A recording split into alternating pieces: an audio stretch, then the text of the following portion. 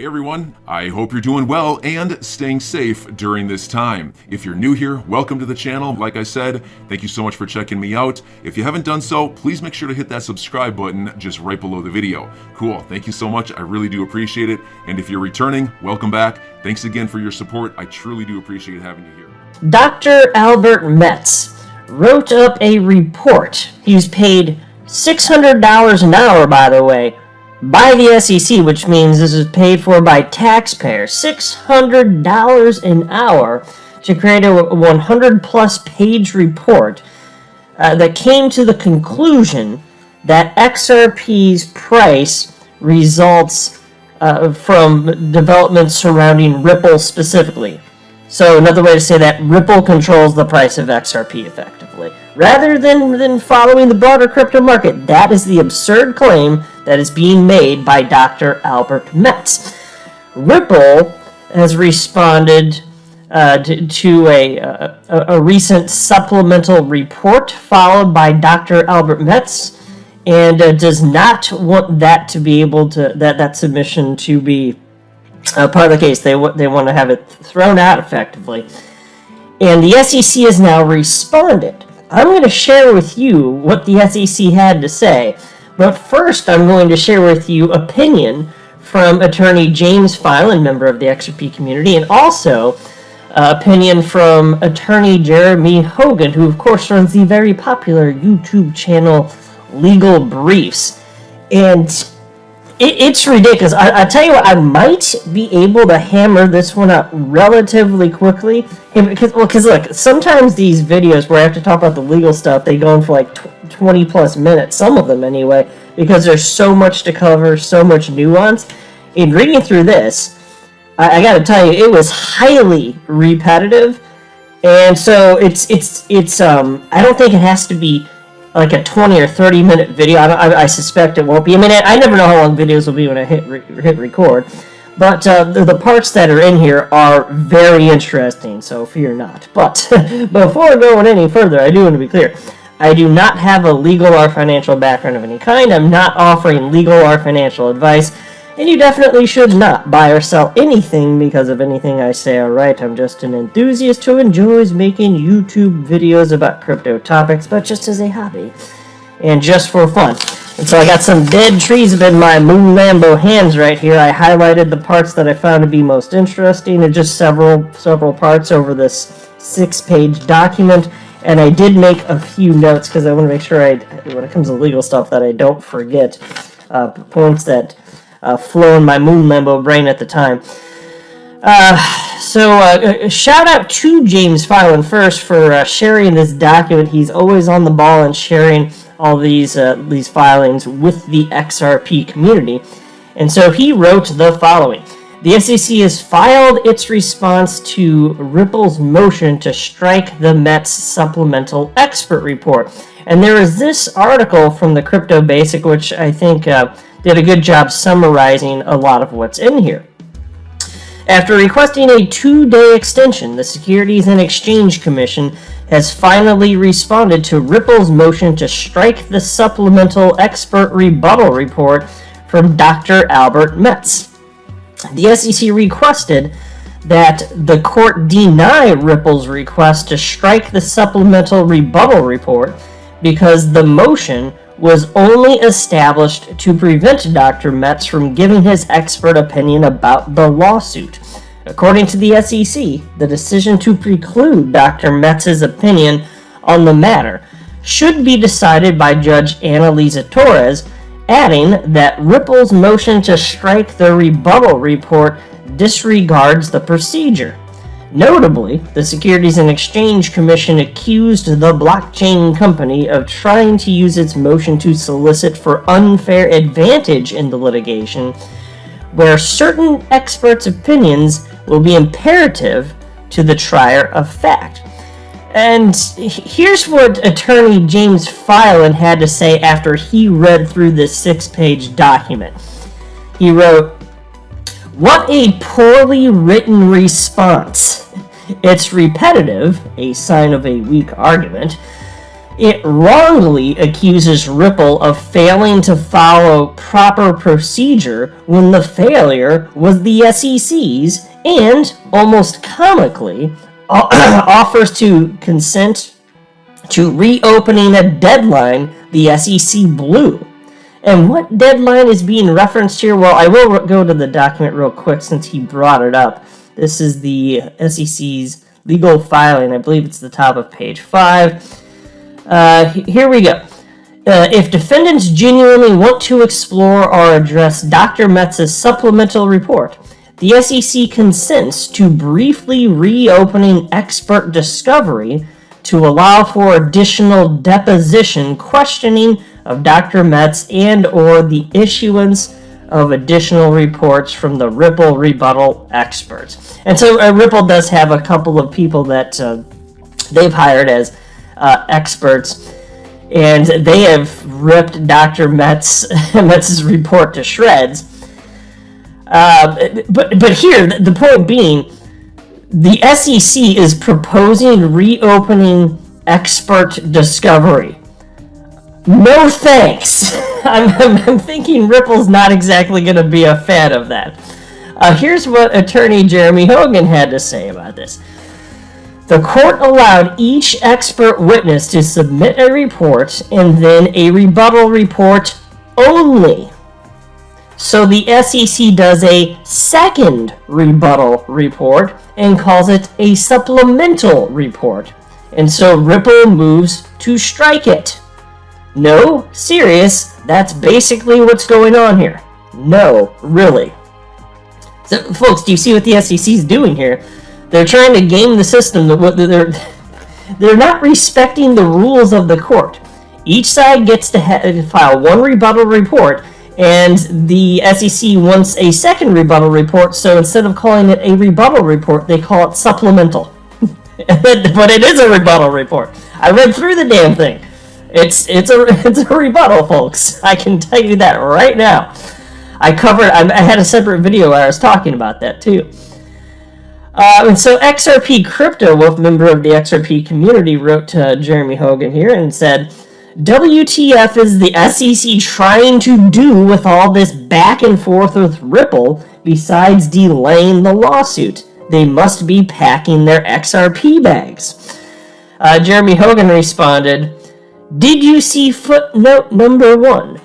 The SEC game plan is to appeal any adverse decision to Judge Torres. And here you can see, and he shared a little screen grab from this document, and it says, in any event, litigating this issue before this court will not conserve resources if the losing side appeals to Judge Torres.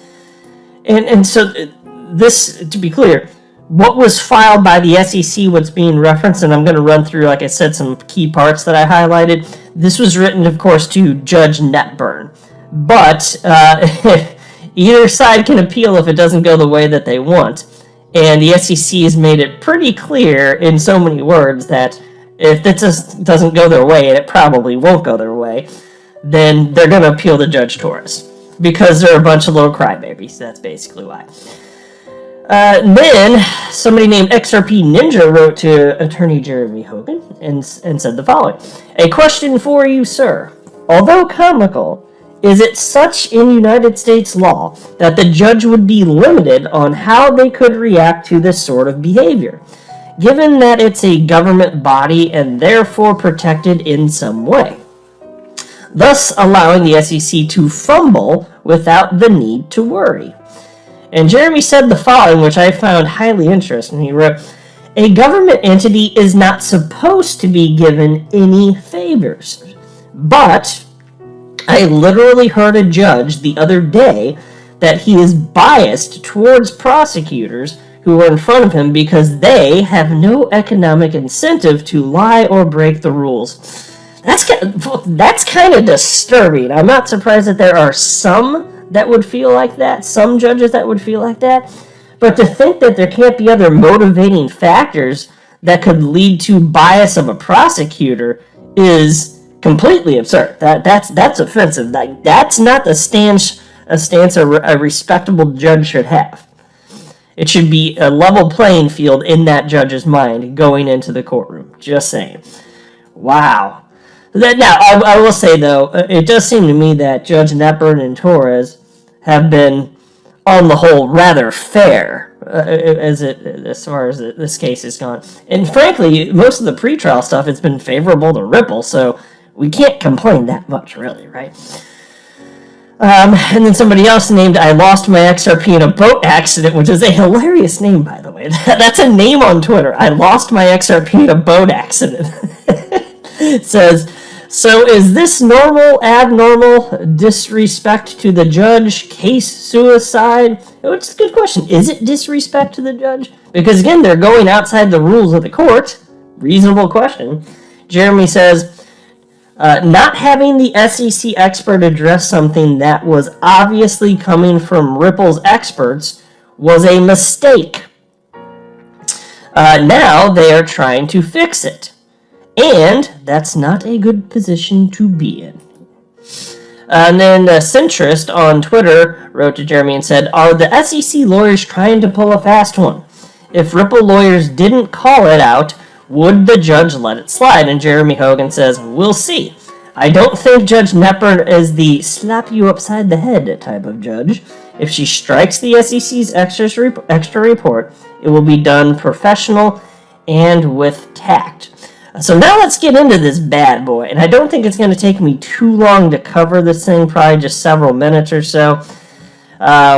Because it really was that repetitive. I kid you not. If you read through it yourself, you'll see like they already said that. They already said that. They already said that. It's ridiculous. But here we'll start on right around where I'm circling here, where my cursor is, on page 1. First, because the motion seeks to preclude Dr. Metz from offering certain expert opinions in this matter, it should be decided by Judge Torres, along with any other Daubert motions filed by the parties.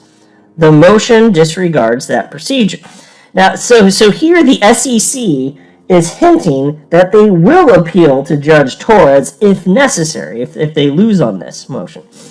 And regarding the Daubert challenge, I learned this because of attorney John Deaton. I actually mentioned it on my channel, one other video. Daubert challenge means a methodology of a report is criticized as invalid, which is the case here. Ripple's experts are claiming that Dr. Metz's report is using flawed methodology and as a result should be thrown out. And wait till you see in just a minute here some of the conclusions Dr. Metz came to. You're gonna know that there's no way a legitimate report could come to the conclusions that he came to.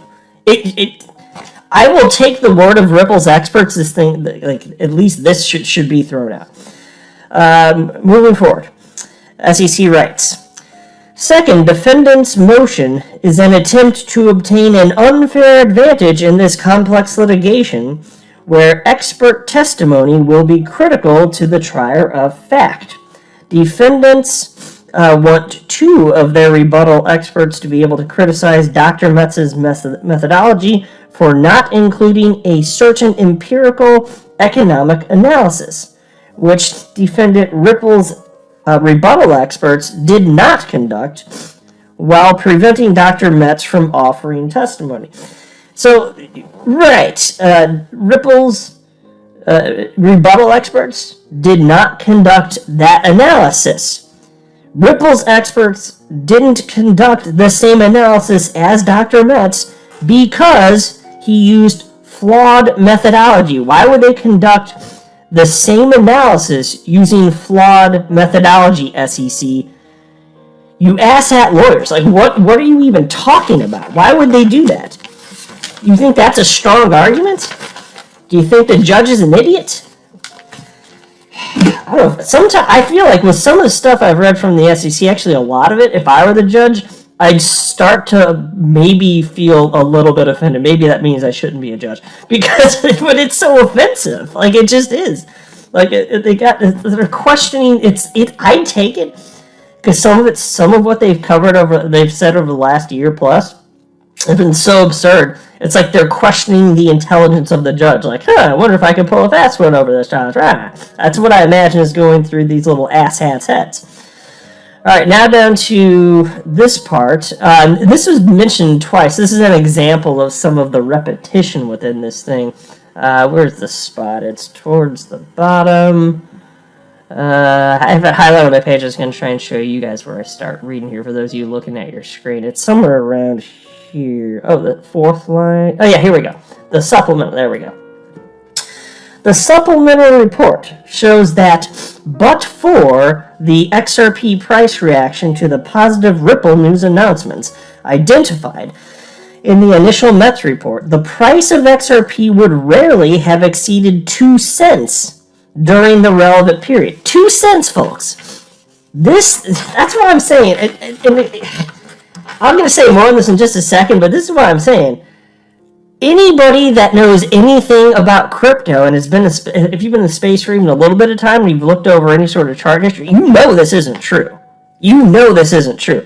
And then it says it again on page 4, maybe somewhere in the middle of the page or second. Yeah, it's in this paragraph right here, where I'm moving my mouse. Dr. Metz shows that, but for the positive Ripple news announcements he identified, the price of XRP would rarely have exceeded 2 cents between 2014 and 2020. That's almost the exact same sentence as on the previous page. That's just one example of the repetition. I didn't want to highlight all of them because it would just be a boring video then, but I wanted to highlight at least one, and that's a good one to highlight. So, look, Dr. Metz is arguing that without Ripple, XRP would not have been the best performing crypto on the planet in 2017. Now, mind you, XRP for the calendar year of 2017 was up over 30,000%, the number one performing crypto on the planet. And from the bottom to the top of the market cycle, it was actually up about more like 80,000% at one point. But for the calendar year 2017, best performing crypto on the planet, Dr. Metz is saying if not for Ripple, that wouldn't have happened. XRP wouldn't have gone to $4. And not only would XRP not have gone to $4 without Ripple, XRP would have been the only crypto in existence to not go on a bull run last market cycle because it would have been at 2 cents. Every single crypto ran, every single one on the planet. I can show you a chart of all the coins that were around for the entirety of that period. Every chart looks identical. Like if I showed you all the charts and I didn't tell you which was which, there's no labels on them, you wouldn't know which was which. They all look the same. I'm your guy. I will keep you posted. I'm your advocate. I'll be back on a daily basis, usually multiple times per day, with these videos to keep you updated with everything going on. So, I hope you enjoyed the video. If you haven't done so, make sure to hit that subscribe button. Feel free to share any of my videos with your friends, family, social media, or anybody who may care to listen. Thanks so much for your continued support. I'm always here for you. I want to help you through this time. So thank you so much for continuing to choose me. Enjoy your day, stay safe, and I'll catch you again probably in a couple hours. Thanks, everybody. See you later.